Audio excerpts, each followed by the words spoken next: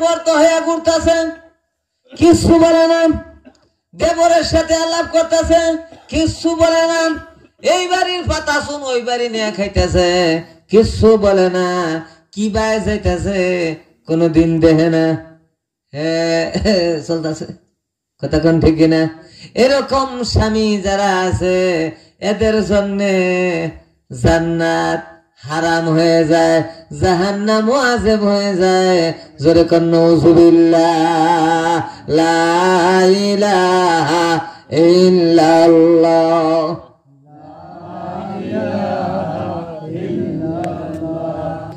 লা ইলাহা ইল্লাল্লাহ। লা ইলাহা ইল্লাল্লাহ। লা ইলাহা ইল্লাল্লাহ। লা ইলাহা ইল্লাল্লাহ।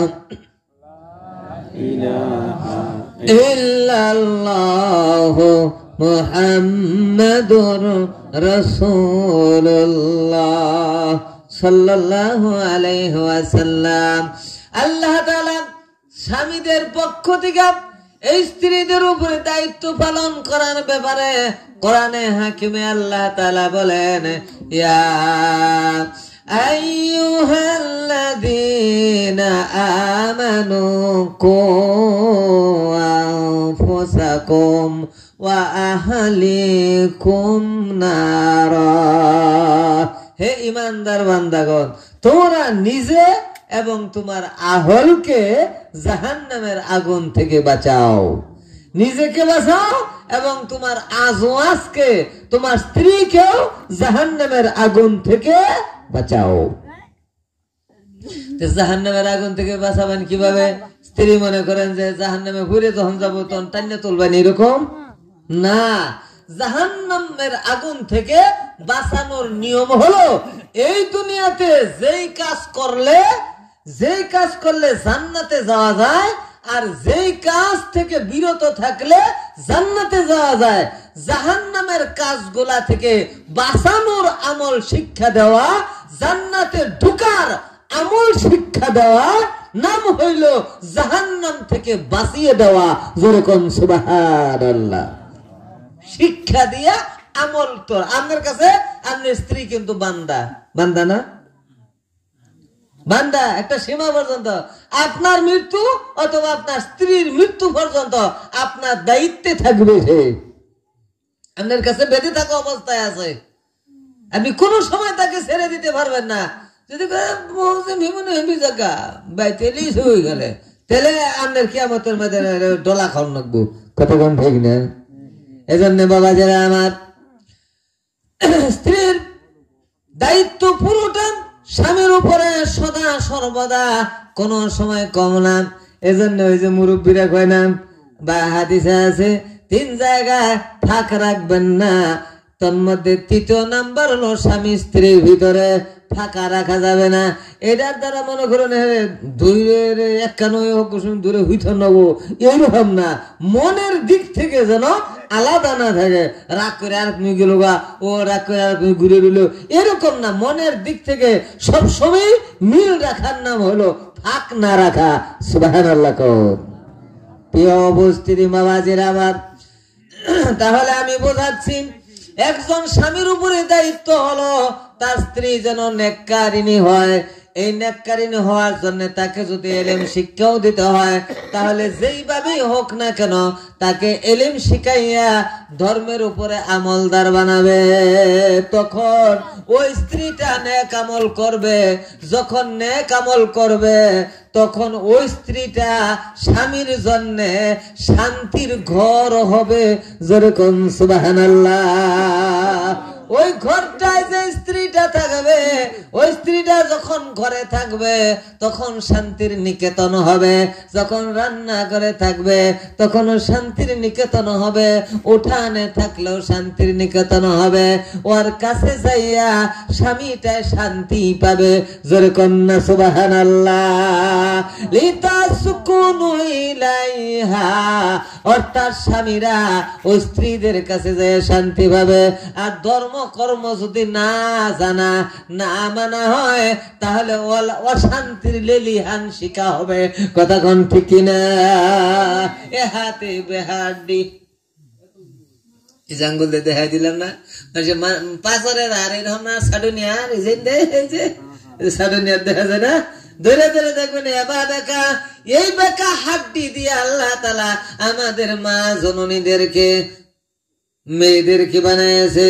এই বাঁকা হাড্ডি যদি আপনি আরো বাঁকা করে ফেলামো তাহলে ভেঙে যাবো। কথা কোন ঠিক? আবার যদি কোন সোজা করে ফেলামো তাহলে ভেঙে সোজা হবো। কথা কোন ঠিক কিনা? এটা সেক দেওয়া জিনিস না যে সেক দেওয়া সোজা করলেন, অর্থাৎ সোজাও করা যাবে না বাঁকাও করা যাবে না। বাঁকার ভিতরে রাইখা সুন্দর বানানো লাগবো। এই বানানোর দায়িত্ব হইল তাদের স্বামীর। কথা কোন ঠিক কিনা?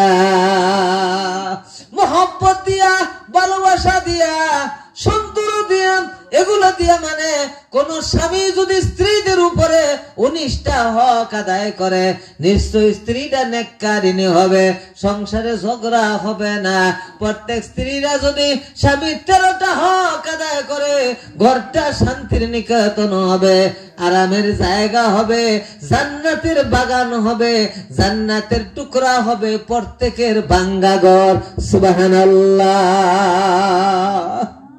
এজন্য ছোট্ট একটা কথা বললাম, আমার মা বোনেরা, স্বামীর হুকুম ছাড়া ঘরের বাইরে যাওয়া যাবে না এবং স্বামীদের নাম ধরে কোনোদিন ডাকাও যাবে না। আবার হ্যাঁ, কোনদিন নাম ধরে ডাকাও যাবে না।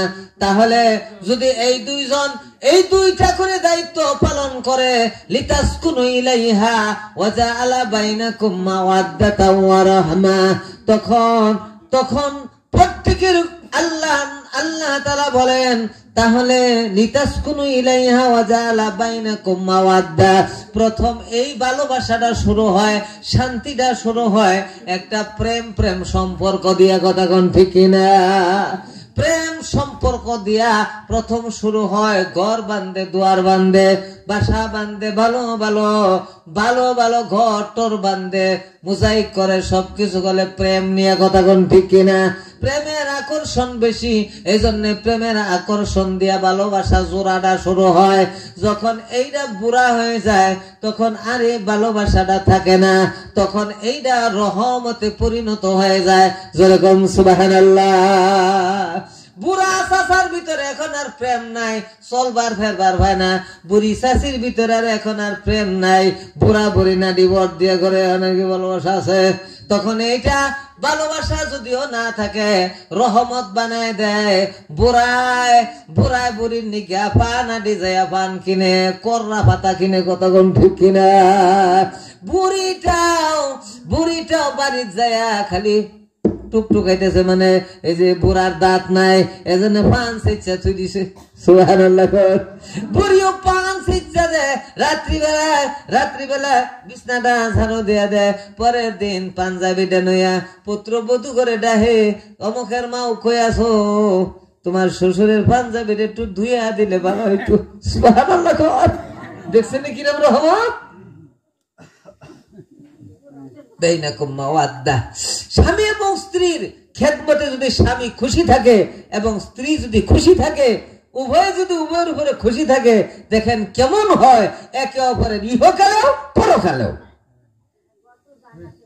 সর্বশেষের দিকে আসতেছে 12টার দিকে দোয়া হবে। মুহতারাম উপস্থিতি মা এবং বোনেরা, হযরত খাদিজাতুল কুবরা রাদিয়াল্লাহু তাআলা আনহা তার স্বামীকে কি পরিমাণ ভালোবাসতো। এই ভালোবাসার ভিতরে একটা ভালোবাসা হলো স্বামীকে সবসময় সাহস দিতে হবে। স্বামীকে কি দিতে হবে? সাহস দিতে হবে। দেখছো না বলতে খাদিজার সাহস দেওয়া। হযরত রাসূল সাল্লাল্লাহু আলাইহি ওয়াসাল্লাম ওহী যেদিন নাজিল হওয়ার পরে বাড়ি গেছে কাঁপতে জিব্রাইলের দরা সিফি। কথা কোন শুনলে জ্বর উঠে গেছে না? কাঁপতে বাড়ি গেছে। বাড়ি গিয়ে বলতেছে, খাদিজা জাম্মিলুনি আমারে চাদর দিয়ে জড়ায় দাও। আরে কাঁপতেছে, চাদর দিয়ে জড়াইয়া দিল। বলছেন, হে মুহাম্মদ, হে আবুল কাসেম, আপনার কি হয়েছে? কাহারে হেরা গুহায় জিব্রাইল কেরাজানে আমার ধরলো, 3টা সিপি মারছে। কয় পরে কি করলো? কয় পরে ইকরা বিসমি রাব্বিকাল্লাযী খলাক 3বার বলছে, 2বার 3বার। আমি বলছি লা আনা বিকারিন, আমি পড়তে জানি না।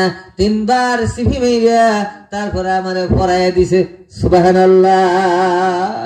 আমি মনে হয় বাঁচবো না, আমি মরে যাব। শোল আতঙ্ক ভয় হেদিকে যাহাতা হবে না। জিব্রাইল আলাইহিস সালাম এত বড় দর্শে শুরু করে দেখা গেছে বিরাট বড়। হযরত জিব্রাইল আলাইহিস সালাম এত বড় মানুষ, সারা এই পৃথিবী তার মাথাটা এত বড়, পৃথিবীর সমস্ত পানি যদি তার মাথায় ডাইলা দেওয়া হয়, 1 ফোঁটা পানি জমিনে পড়বো না। এত দ্রুতগামী আল্লাহ তাআলা তাকে বানাইছে। এটার অনেকগুলা উদাহরণ আছে। রাসূল সাল্লাল্লাহু আলাইহি ওয়াসাল্লামের লগে অনেক সময় সশরীরে বসে জিব্রাইল আলাপ করছে। আলাপ করার পরে বলছে, হে জিব্রাইল, তুমি কি কই দুনিয়ার আল্লাহর হুকুম পালন করবার যায় কোনো বিপদ টিপদে পড়ছো না, কিং কর্তব্য বিমূর হয়ে গেছিলা, এরকম কোন ইতিহাস আছে তোমার? কহ, আমার অনেক ইতিহাস এরকম আছে। কয় কিরম ইতিহাস? কয় আমি একদিন বসে আছি সিদরাতুল মুনতাহা, ওরে তোর জায়গা অঙ্কুর দেখতেছি সিদরাতুল মুনতাহা, চিনুন না? 7 আসমানের একটু হেফাই যায়, এই বড়ই গাছের বলো, বড়ই গাছ দেখা যাইতেছে না? আরে মন পাড়াও, মন পাড়াও, মন চিন্তা করতে দেরি হবে, মনের যেতে দেরি হবে না। কথা কোন ঠিক না? অটোমেটিক খেল হয়ে যায় ওই জায়গায় সিদরাতুল মুনতাহা। বসে আছে আমি জিব্রাইল, হঠাৎ করে আল্লাহ তাআলা বলেন, জিব্রাইল। আমি বললাম লাব্বাইক ইয়া আল্লাহ। কয় তাড়াতাড়ি জান্নাতে যাও, একটা দুম্বা নাও, একটা ছুরি নাও, না একটা দুম্বা নাও, আর জান্নাতের থেকে একটা পাথর নইয়া তাড়াতাড়ি দুনিয়ায় যাও।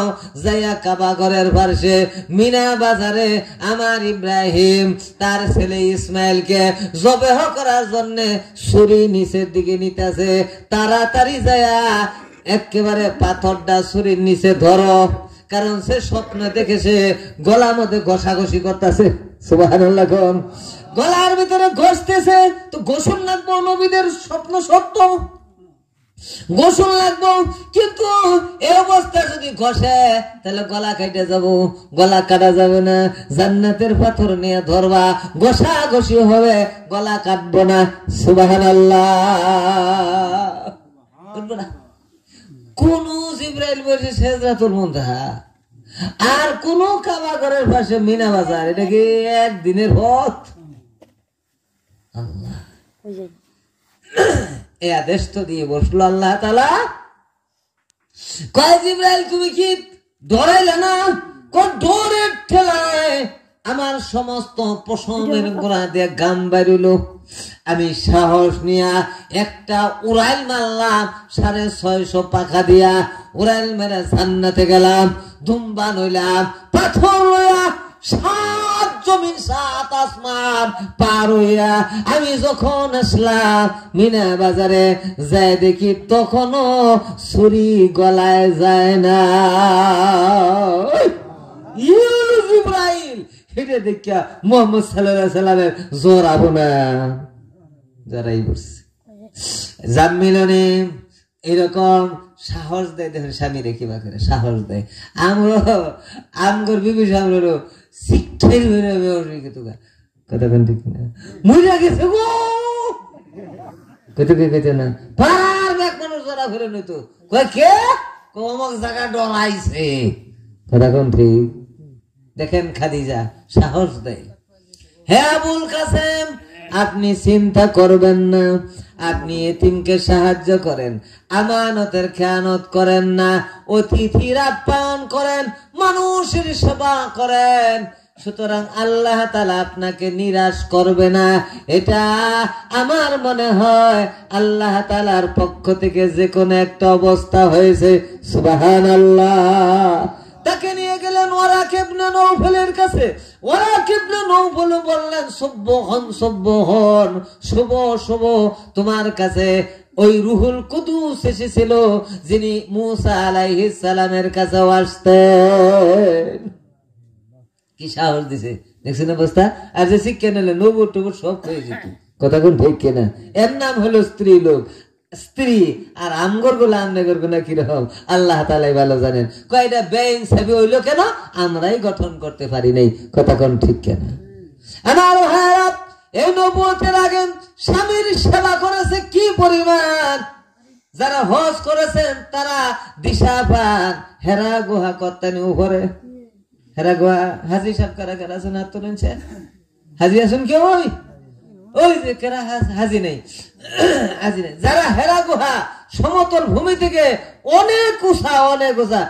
আমরা যারা বুড়া মানুষ, আমগর উঠা সম্ভব না, জোয়ান মানুষই কয়েক বোতল পানি খেয়ে উঠে। ওইখানে রাসূল সাল্লাল্লাহু আলাইহি সাল্লাম 6 বছর 6 মাস ইবাদত করছেন। প্রত্যেক দিন সকালে এবং বিকালে 2 বার রাসূল সাল্লাল্লাহু আলাইহি ওয়াসাল্লামের কাছে। বয়স হলো তখন 50 বছরের উপরে, সুবহানাল্লাহ। 40 বছর তো বিয়ে হয়েছে। বিয়ে হওয়ার পরে রাসূল সাল্লাল্লাহু আলাইহি সাল্লামের যখন বয়স হলো 25 বছর, আর খাদিজার বয়স তখন 40 বছর। আর রাসূল সাল্লাল্লাহু আলাইহি সাল্লামের বয়স যখন 40 বছর, তখন খাদিজার বয়স কত? 50 এর উপরে না। এই 54 বছর বয়সী নারীটা, এই মহিলাটা, হ্যাঁ, সকাল বেলায় খাবার নেয়া 2 মাইল উঠতো, আবার বিকাল বেলা 2 মাইল উঠতো। ওইটা এই বুড়িটা স্বামীর সেবা করতো। জোরে কোন আল্লাহু আকবার। 2 বেলা খাবার পৌঁছাইতো স্বামী খুশি। কিরকম খুশি? একটু খুশির বর্ণনা নেই, তারপরে তার বাস্তব বর্ণনাতে শেষ করবো। স্বামী খুশি। মদিনায় হিজরত করেছে, খাদিজা মারা গেছেন। হিজরত করার পরে মা আয়েশা রাদিয়াল্লাহু তাআলা আনহা বলেন, একদিন রাত্রি বেলায় আমার ঘরে রাসূল ঘুমাইছিলেন। আমি জাগ্রত হইয়া আমি আমার বিছানায় রাসূলকে পাইলাম না। আমি আশ্চর্য হয়ে গেলাম, মদিনার কোন মুনাফিকটা আমার নবীকে নিয়ে মেরে ফেললো নাকি কোথায় গেল। আমি হন্য হয়ে বের হয়ে গেলাম। বের হয়ে প্রত্যেক বিবিদের ঘরে আমি কোঠাগুলোতে খুঁজলাম, কোথাও পেলাম না। কোথায় আমি আমার নবীকে পেলাম না। অতঃপর জান্নাতুল বাকিতে চলে গেলাম, মসজিদে নববীতে পেলাম না। জান্নাতুল বাকিতে গেলাম, যাওয়ার পরে দেখি দাঁড়া কবর জিয়ারত করে 2 হাত তুলে কাঁদতেছে আর বলতেছে, আল্লাহ, কিয়ামতের কঠিন ময়দানে স্বামী তার স্ত্রীকে হারায় ফেলবে, স্ত্রী তার স্বামীকে হারায় ফেলবে, বাবা তার সন্তানকে, ছেলে মেয়েকে, বিবিকে হারিয়ে পালায়া যাবে, অন্যরাও একে অপরকে পালায়া যাবে। আল্লাহ, ওই দিন মাওলা তুমি আমার খাদিজাকে হারায় দিও না। খুশি না রে? কিছু দোয়া করবো। মা এবং বোনেরা, কি খেদমত করেছে, রাত্রি বেলায় যায় স্ত্রীর জন্য দোয়া করে। এবার দোয়া করার পরে বলতেছেন ইয়া রাসূলুল্লাহ, ইয়া হাবিবাল্লাহ, আপনি খাদিজা মারা যাওয়ার পরে আরো 9 জন বিবি গ্রহণ করছেন। তারা অনেকে জোয়ানা, আর আমি হইলাম বাকারা, একেবারে সুন্দরী যুবতী। এখন পর্যন্ত বুড়িটারে বলা হয় নাই। আমার খাদিজার ভাই একটা কথা কেউ না, সুবহানাল্লাহ, সাধারণ কথা বলো না। কারণ খাদিজা আমার ওই সময়কার স্ত্রী, যেই সময় আমার মক্কার জমিনে পা রাখার মতো কোন জায়গা ছিল না। সুবহানাল্লাহ। আরে দুলো আরিস বেচা বিরাট যেত না। আপনি ডানদের কাছে থাক, স্বামীর কাছেই থাক। আবার আরেকটা বিষয় আছে, আজকে ওই বিষয় আর না আলোচনা করি। একে অপরে পরিপূরক হয়ে গেছে। কয় তাহলে আরো বেশি ভালো কথা আমাকে শোনান। তখন শোনাইতেছে, শোনো, আমি রাত্রিবেলায় দিনের কাজ করে যখন ঘরে আসতাম, ঘরে আসি আমি একটা ডাক দিতাম খাদিজা, আর সঙ্গে সঙ্গে দরওয়াজা খুলে গেত। আমি বলতাম খাদিজা, একটা ডাক দিলেই তুমি, আওয়াজ দিলেই তুমি দরজা খুলে দাও, তুমি কি ঘুমাও না? আমার খাদিজা জবাব দিতেন, ইয়া রাসূলুল্লাহ, ইয়া হাবিবাল্লাহ, আমি ঘরের ভিতরে যখন থাকি, আপনি যখন বাইরে থাকেন, সব সময় আমার একটা চিন্তা থাকে, আহারে কোন দিক দিয়ে এরকম না এরকম না। যতদিন তখন পর্দার আয়াত নাযিল হয় নাই, বিশ্বনবী সাল্লাল্লাহু আলাইহি ওয়াসাল্লাম বাজার দিয়ে বিভিন্ন জায়গায় যখন মানুষকে দাওয়াত দিতেন, মানুষ মারবার গাইতো, মোহাম্মদ কিসের দাওয়াত ধরে সাইজ করে আলামো, তখন দেখতো খাদিজা পার্শ্বে দাঁড়ায় রয়েছে। খাদিজা বড় লোকের মেয়ে, বড় এক বেটার স্ত্রী ছিল, এলাকার মক্কার ভিতরে সম্ভ্রান্ত বংশের মেয়ে খাদিজা। তাকে খাদিজা পার্শ্বে খাড়াই রয়েছে, লোকজন সরে যেত, বিশ্ব নবীকে আঘাত করার সাহস পাইত না। আমি ডাক দিতাম খাদিজা জবাব দিতেন, ইয়া রাসূলুল্লাহ, আপনি বাইরে থাকেন, আমার মনটা সবসময় চাঙ্গা থাকে, কত কষ্ট না আপনি করেন। আমি যদি ঘুমায় যাই, আমার দরজায় এসে আপনি ডাকবেন, খাদিজা খাদিজা খাদিজা, আমি ঘুম থেকে জাগ্রত হইতে পারি নাই, আপনার কষ্ট হবে। এই জন্য আমি কোনোদিন বিছানায় পিঠ লাগায় ঘুমাই না, আমি দরজায় পিঠ লাগায় দাঁড়ায় থাকি। জোরে কন্যা সুবহানাল্লাহ। পিঠ লাগায় না স্ত্রী কটা আছে?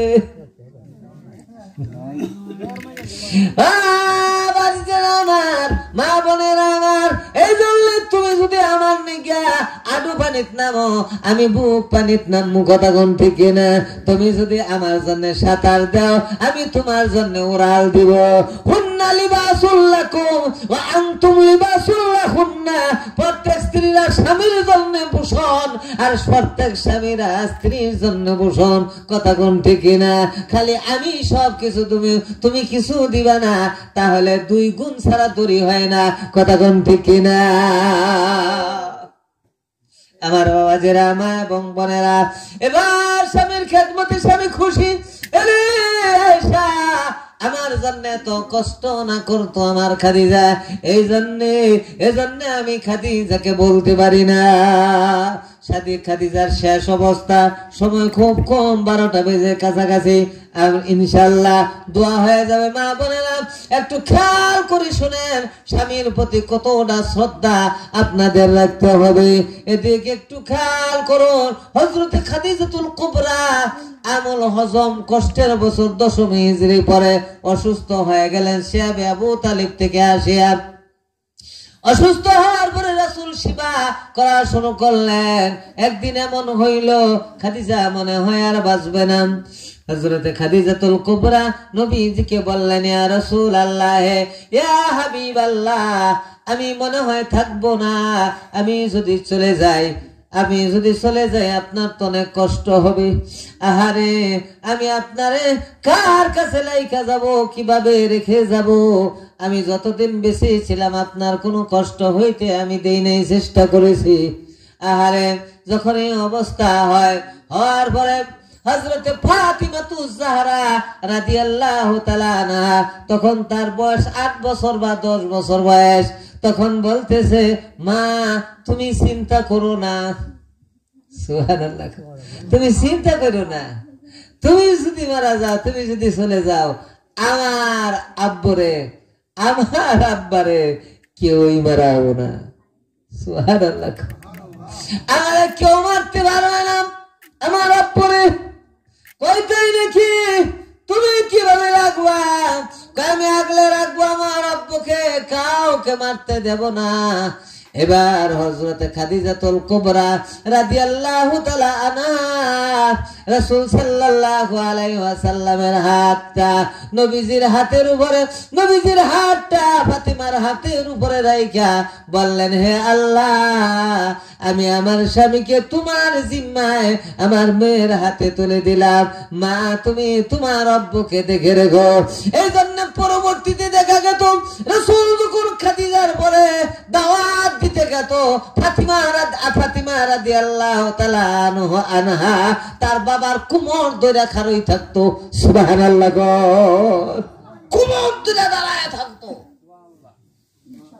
এই জন্য আমার নবী আপনাদের নবী, আমার নবী আপনার নবী, বিশ্ব নবী মুহাম্মদুর রাসূলুল্লাহ সাল্লাল্লাহু আলাইহি ওয়াসাল্লাম বলতেন, ফাতিমা আমার কলিজার টুকরা, আমার নয়নের পুতুলে, আমার ফাতিমারে যে কষ্ট দেয় আমি নবীকে সে যেন কষ্ট দেয়। বাড়ির থেকে যখন কোনদিন বের হইতো সমস্ত স্ত্রীদের কাছে আলাপ করে সর্বশেষে দেখা করত ফাতিমার সাথে, মেয়ের সাথে। আবার যখন সফর থেকে আসতো সর্বপ্রথম আগে ফাতিমার ঘরে যাইয়া মায়ের মেয়ের সাথে দেখা করত। সুবহানাল্লাহ, লা ইলাহা ইল্লাল্লাহ, লা ইলাহা ইল্লাল্লাহ, লা ইলাহা ইল্লাল্লাহ, লা ইলাহা ইল্লাল্লাহ, মুহাম্মাদুর রাসূলুল্লাহ সাল্লাল্লাহু আলাইহি ওয়াসাল্লাম। এত মহব্বত ভালোবাসা সম্পন্ন করে দিয়ে গেল। হুজুর সাল্লাল্লাহু আলাইহি ওয়াসাল্লাম বললেন, যাও তুমি কোনো চিন্তা করো না, তুমি জান্নাতে গিয়ে তোমার 203 আমার সালাম দিও। জোরে কন্যা সুবহানাল্লাহ। এই বক্তব্যের দ্বারা বোঝা গেল খাদিজাতুল কুবরা দুনিয়ার জমিন থেকে জান্নাতের সুসংবাদ লইয়াই তারপরে মৃত্যুবরণ করছে। জোরে কন্যা মারহাবা। বলতেছি, ইয়া রাসূলুল্লাহ, সারা জীবন আমি আপনার জন্য অনেক কিছু করার চেষ্টা করেছি, আর আপনিও আমাকে অনেক আদরও করেছেন। আপনি কি আমার 2-3টা কথা রাখবেন? কয় কও, অসুবিধা নেই, তোমার কথা রাখবো। কয় আমার ডর হয়, আমার ভয় হয়, আমি মরে যাব, আমি কবরে সওয়াল জবাবের ব্যবস্থা আমি নিজের দ্বারা পারবো কিনা।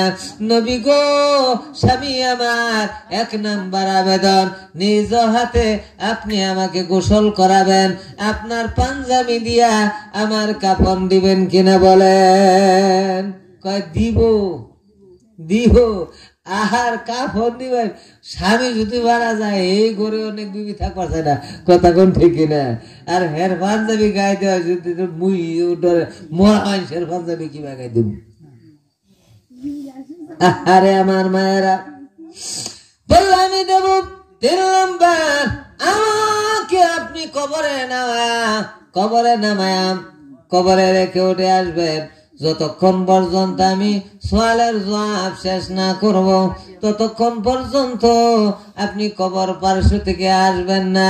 প্রয়োজনে আমার পক্ষ থেকে আপনি সওয়ালের জবাবটা দিয়ে দিবেন কিনা বলেন। কয় চেষ্টা করবো। জোরে কোন আলহামদুলিল্লাহ। এবার এই 2-3টা দাবি করলেন, রাসূল সাল্লাল্লাহু আলাইহি ওয়াসাল্লাম মানলেন। খাদিজাতুল কুবরা চলে গেলেন দুনিয়ার জমিন থেকে। রাসূল নিজে হাতে গোসল দোয়াইলেন। কিন্তু আমাদের জন্য দোয়ানোটা জায়েজ নেই, ব্যাপারে মতভেদ আছে। কেউ কেউ বলে যে দোয়াইতে পারবে, কিন্তু আমাদের আহনাফ উলামায়ে কেরামের মতে যেহেতু স্বামীর জন্য সুখ নাই, এজন্য স্বামী তার স্ত্রীকে গোসল দোয়াইতে পারবে না। আবার অনেকে বলছে পারবে। তা আমরা যে মতে আছি মত অনুযায়ী আমরা গোসল দোয়াইব না। রাসূল সাল্লাল্লাহু আলাইহি ওয়াসাল্লামের জন্য জায়েজ ছিল, এটা তার জন্য সমস্যা ছিল না। রাসূল গোসল দোয়াইলেন, নিজের পাঞ্জাবি দিয়া কাফন দিয়ে জানাজাতে কবরে নামাইলেন। কবরে নামানোর পরে কবরে নামায় চেষ্টা করে একটু কেবলামুখী করে দিবে, কিন্তু না, সে কেবলামুখী হয় না, উপরের দিকে উঠে থাকে। চিন্তা করলেন এরকম হয় না কেন, কেবলার দিক তো হওয়ার কথা, তাহলে হয় না কেন, কারণ কি? রাসূল বারবার চেষ্টা করে পুরা বডিটা। তাই বলে আমাদের দেখে অনেক মা বোনেদের অতম বাবাজিরা যারা আছে তারা এরকম বলে, মুখটা কেবলামুখী ঘুরাই দাও। মুইরা শক্ত হয়ে গেছে, ওটার মুখ কেবলামুখী করবো কি ভাই? জিলিঙ্গে নেগে গেছে না কেউ? 6 ঘন্টা পরে জিলিঙ্গা নিয়ে যায়। সোজা করে যদি থন তাহলে সোজা হয়ে থাকে। আসলে না, সোজা করে রাখবেন, পুরা বডিটা সোজা হয়ে মারা যাবে। মরার পরে কেবলামুখী রাখার দরকার নাই, সোজা হয়ে থাক, অসুবিধা নাই। কিন্তু কবর খোদার দ্বারা আপনাদেরকে কেবলামুখ করার নিয়ম করতে হবে। এটার নিয়ম হলো যারা কবর কাটে তাদের নিয়ম হলো কবর পশ্চিম দিকে তার কাটতে করে কাটবো। খালি মুখ পর কেবলা দিকে থাকলেও না, যেমন আপনি যদি এমপি করে আল্লাহু আকবার মাগরিবের নামাজ পড়তেছেন, ওবো খালি মুখ ঘুরে ছিলেন কেবলামুখী, ওবো নামাজ হবে? নামাজ হবে না, পুরা বডিটা কেবলার দিকে করতে হবে। ওরকম কবরের ভিতরে পুরা বডিটা কেবলার দিকে রোগ করে রাখতে হবে, খালি মুখ ঘুরে ছিলে কাম হইতো না। এটার নিয়ম হলো সোজা হয়ে মারা যাবে, সোজা হয়ে মারা যাবে। স্বাভাবিক অবস্থা একটু কেবলার দিকে থাকে মানুষ মারা যায়। মারা যাওয়ার পরে কবর যখন কাটবেন একটু কাত করে কাটবেন পশ্চিম দিকে। যখন পশ্চিম দিকে কাত করে রাখবেন, কাত করে কবর কাটবেন। এই যে আমি আত্রা যেরকম রাখছি, রাখার পরে এখানে যখন লাশ শোয়াবেন অটোমেটিক পুরা বডিটা কেবলার দিকে হয়ে যাবে।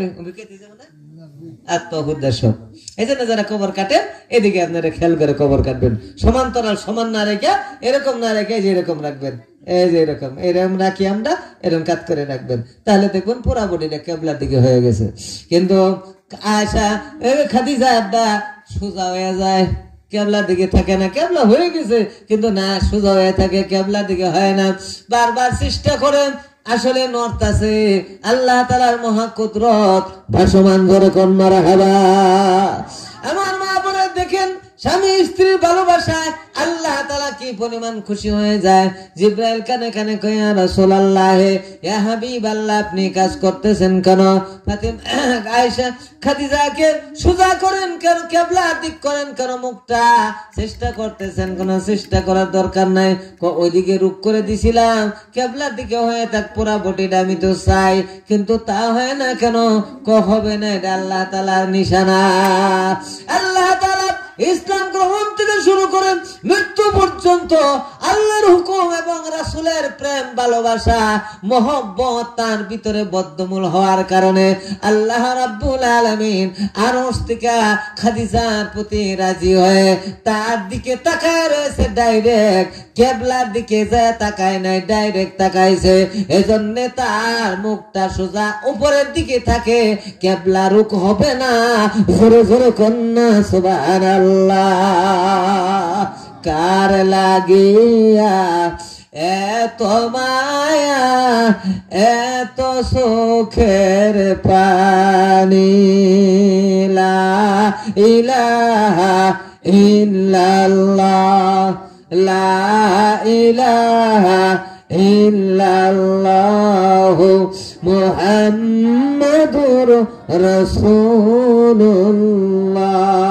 সাল্লাল্লাহু আলাইহি ওয়াসাল্লাম। বাবাজিরা আমার, এইবার ওইভাবে রেখে চলে আসছে, ডাঁর দিয়া আসবে, আসা অবস্থায় দাঁড়ায় রয়েছে, সবাই চলে যায়, বিশ্ব নবী দাঁড়ায় থাকে। সাহাবায়ে কেরাম বলেন, ইয়া রাসূলুল্লাহ, ইয়া হাবিবাল্লাহ, আপনি কি যাবেন না? কয় না, তোমরা যাও, আমার একটু দেরি হবে, তোমরা চলে যাও। এমন সময় জিবরাইল আসিয়া বলতেছেন, ইয়া রাসূলুল্লাহ, ইয়া হাবিবাল্লাহ, আপনি কি বাসায় যাবেন না? কয় যাব তো, খাদিজার সাথে আমার একটা ওয়াদা আছে, সওয়ালের জবাব হবে, যদিও না পারে আমি সাহায্য করব জবাব দেওয়ার জন্য। এই জন্য তো মুনকার নেকির আসে না বলে দাঁড়ায় রয়েছে। সুবহানাল্লাহ। মুনকার নেকির আসে না, এই জন্য দাঁড়ায় রয়েছে। কয় হে রাসূল, আপনি চলে যান, খাদিজার কবরে মুনকার নেকির আসবে না। কয় কেন? সওয়ালের জবাব হবে না। কয় না, এই সওয়ালের জবাবের ব্যবস্থা আল্লাহ আরশে মুআল্লায় ব্যবস্থা করে ফেলেছেন। জোরে কোন সুবহানাল্লাহ। স্বামী যদি খুশি থাকে, স্ত্রীর উপরে জান্নাতে যাওয়া সহজ। আর স্ত্রী যদি স্বামীর উপরে খুশি থাকে তার জান্নাতে যাওয়া সহজ। কিয়ামতের ময়দানে তিনজনের কাছে চাচামিয়া বাবাজি যুবক ভাইরা তোমাদের প্রশ্ন করবে তিনজনের কাছে, আমি আপনি কেমন মানুষ? এক নাম্বার প্রশ্ন করা হবে স্ত্রীর কাছে, তোমার স্বামীটা কেমন ছিল? তখন যদি স্ত্রী যদি বলে স্বামী আমার অত্যন্ত ভালো ছিল, তাহলে আল্লাহ তাআলা বলবেন আমিও মানলাম। দুই নাম্বার জিজ্ঞাসা করবে মায়ের কাছে, মায়ের সেবা তোমরা খুব করি না? মায়ের সেবা, মার সম্পর্কে মা যদি বলে সন্তানটা আমার বড় ছেলেটা ভালো ছিল, তাহলে আল্লাহ তাআলা মেনে নিবেন, তাকে ছেলেটাকে ছেড়ে দিবেন। তিন নাম্বার প্রতিবেশীদের কাছে জিজ্ঞাসা করবে, এ মিজান রহমান সাহেবের প্রতিবেশীরা, মিজানুর রহমান কয় নম্বর মানুষ? প্রতিবেশীর হক সম্পর্কে বলা হবে, তাদের সাথে লেনদেন, উঠা বসা, দাও খন্তা, কোদাল, ন্যাংরা ইত্যাদি নয়, এই বাজে কথা কোন ঠিক কিনা? বাঁশ গাছ ঝাড় ইত্যাদি ক্ষেতের আতর বাতর ইত্যাদি নয়, প্রতিবেশীদের সাথে লেনদেন বেশি হয়। এজন্য প্রতিবেশীরা তোমার আমার ভালো খবর জানে, কথা কোন ঠিক কিনা? প্রতিবেশীরা যদি বলে লোকটা ভালো ছিল, আল্লাহ তাআলা আমাকে আপনাকে ছেড়ে দেবে। তিনজনের সাক্ষ্য যদি ভালো না হয়, তোমার আমার কিয়ামতের ময়দান কিন্তু ভালো হবে না। এই জন্য স্ত্রীর সাক্ষ্যের ব্যাপারে সাবধান, মায়ের সাক্ষ্যের ব্যাপারে সাবধান, প্রতিবেশীদের সাক্ষ্যের ব্যাপারে সাবধান থাকো। হাসরের ময়দানে অবশ্যই জবাব দিতে হবে, আর প্রত্যেক মানুষকে কবর দিয়ে হাসরের ময়দানে উঠতে হবে, কথা কোন ঠিক কিনা? দুনিয়াতে তিনটা কাজ যদি থাকে ভালো, খেয়াল করেন, দুনিয়াতে তিনটা কাজ যদি থাকে ভালো, এক নম্বর আল্লাহ চাই জিন্দেগি গঠন করতে হবে, রব চাই জিন্দেগি গঠন করলে চলবে না। ৭২-এর সংবিধান দিয়ে দেশ চলবো? ৭২-এর সংবিধান দিয়ে দেশ চলবো? ৫৪ বছর চালাই দেখছি না, কথা কই না? স্বাধীনতার বয়স ৫৪ বছর না, ৫৪ বছর বিভিন্ন দলে চালাইছে না নিজের আইন করিয়া। অনকে অহানাই তো বেজালের মধ্যে পড়লাম, কোনটা কমা রানেরা কোনটা কমান ওয়াজ বেগে ওয়াজ ডাইলি বেজাইলাম নাই। ৫৪ বছর মানুষেরা ৭২-এর সংবিধান দিয়ে দেশ চলে নাই।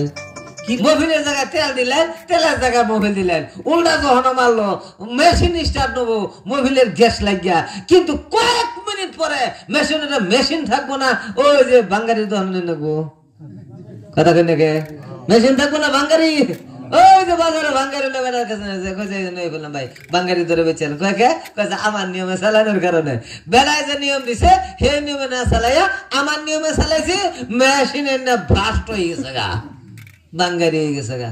কারণ মেশিন যে বেড়া বানাইছে ওই বেড়াই জানে মেশিনটা কি নিয়মে চালাইলে উপকার হবে।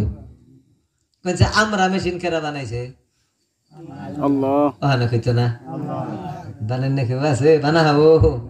মানুষ মেশিন কে বানাইছে? আল্লাহ তাআলা। এই মানুষ মেশিন চালানোর জন্য মানুষে নিয়ম দিছে না আল্লাহ নিয়ম দিছে? আল্লাহ তাআলার দেয়া নিয়ম হলো কোরআন শরীফ। এই কোরআন শরীফ দিয়া মানুষ মেশিন যদি চলে তাহলে মানবতার উপকার হবে, মানুষের উপকার হবে, মানুষের ভিতরে শান্তি হবে। আর যদি মানুষের নিয়ম দিয়ে চালা তাহলে যে ছেলে মেশিন ফুটতেছে না বাঙালি যা আমগর বাঙালি করে বাঙালিত নেওয়া লাগবো, কতক্ষণ ঠকছে না। এখনো সময় আছে, ৫৪ বছর দেখলেন কাম হইছে না, বেটারা চেষ্টা কম করে নাই, কতক্ষণ ঠিক না?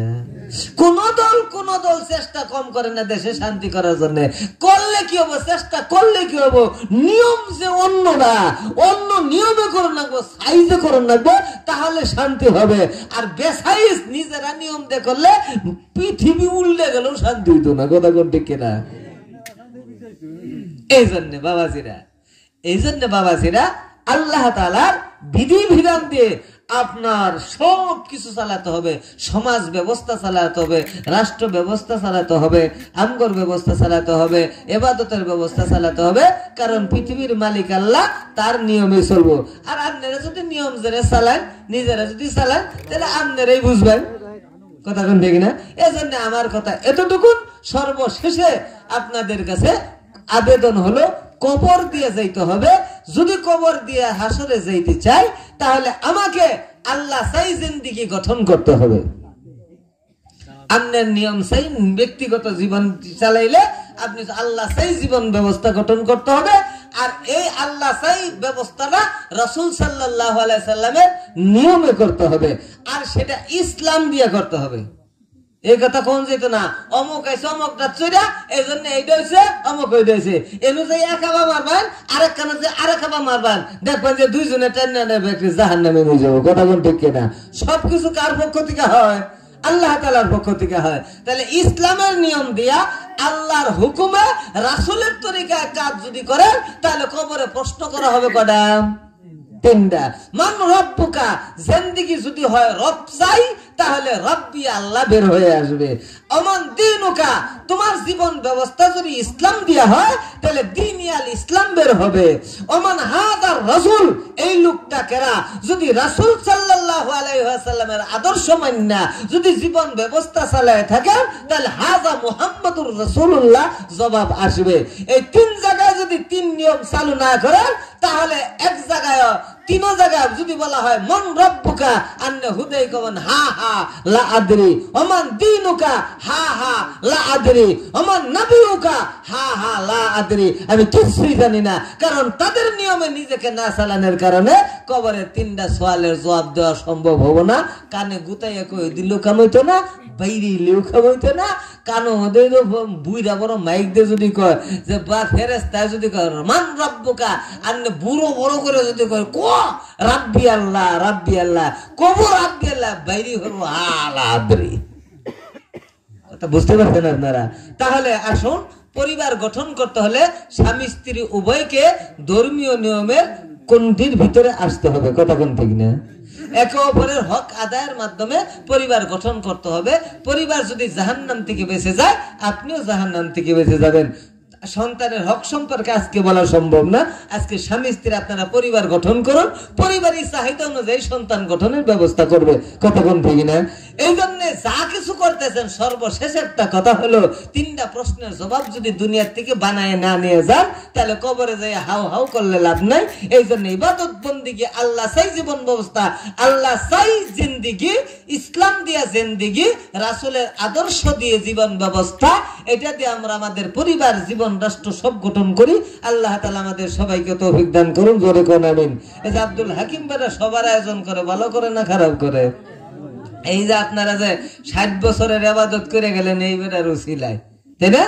60 বছরের ইবাদত করে গেলেন।